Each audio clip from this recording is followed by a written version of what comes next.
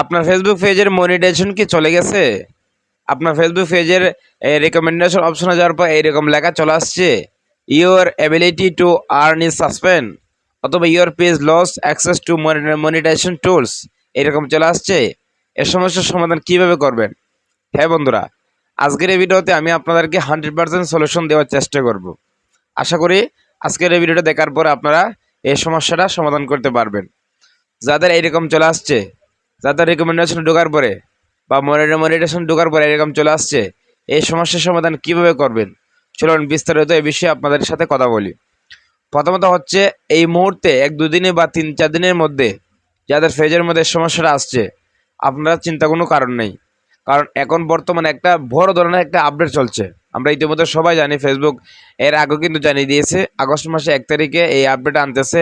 এই আপডেটের কারণে, আপডেটজনিত কারণে অনেকের পেজের মধ্যে বড় বড় কন্টেন্ট ক্রিয়েটর যারা রিয়েল ভিডিও আপলোড করে তাদের পেজেরও এইরকমভাবে মনিটাইজেশন চলে গেছে। যদি আপনারা এইরকম হয়ে থাকে, চিন্তা করার কারণ নেই। প্রায় 70% কন্টেন্ট ক্রিয়েটরের পেজের মনিটাইজেশন কিন্তু ফেসবুক এইরকমভাবে বন্ধ করে দিয়েছে।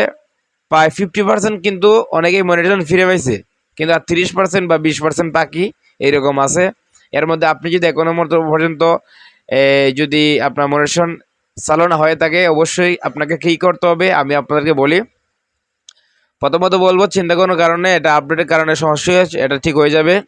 দ্বিতীয়ত, অবশ্যই আপনারা 1 থেকে 2 ঘন্টা একটা লাইভ করবেন, লং টাইম নিয়ে একটা লাইভ করবেন। যদি এই লাইভটা করেন, আশা করি আপনাদের সমস্যার সমাধান হবে।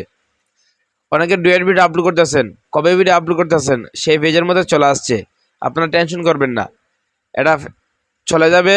আপনারা কেউ কখনো পেজের ভিডিও ডিলিট করবেন না। অনেকে একটা ভুল করে ফেলে, সমস্যা আসলে ভিডিও ডিলিট করা শুরু করে দেয়। এই ভুল কাজটা করবেন না। এই ভুল কাজটা করলে আপনার পেজ সাসপেন্ড হয়ে যেতে পারে, বা আপনার ফেসবুক পেজের রিচ আগের মতো আর হবে না, ডাউন হয়ে যাবে। ঠিক আছে? অবশ্যই আপনার আর যদি কপিরাইট থাকে, কপিরাইট অপশনটা অবশ্যই চেক করে নেবেন। যদি কপিরাইট থাকে তাহলে সমস্যা হতে পারে, অনেকের কপিরাইটের কারণে আসে।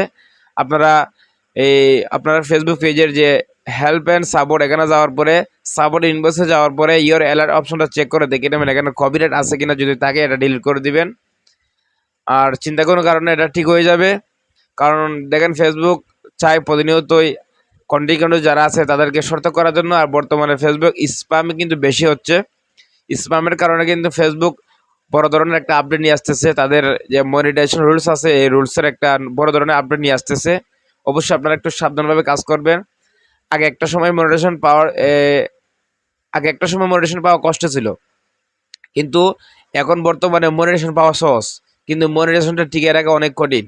আপনাকে অবশ্যই এই ফেসবুক প্ল্যাটফর্মে যারা কাজ করেন, একটু সাবধান এবং সতর্কভাবে কাজ করতে হবে। তো আশা করি আপনারা বুঝতে পারছেন। অবশ্যই আপনারা লাইভ করবেন। ঠিক আছে? যাদের পেজের মধ্যে এরকম সমস্যা আসছে আপডেট জনিত কারণে, অবশ্যই আপনারা বেশি বেশি করে লাইভ করবেন। লাইভটা অবশ্যই লং টাইম নিয়ে করবেন, 1 ঘন্টা হলে বেশি ভালো হয়। তাহলে আশা করি আপনাদের সমস্যাটা সমাধান হয়ে যাবে। দেখা হবে পরবর্তী ভিডিওতে।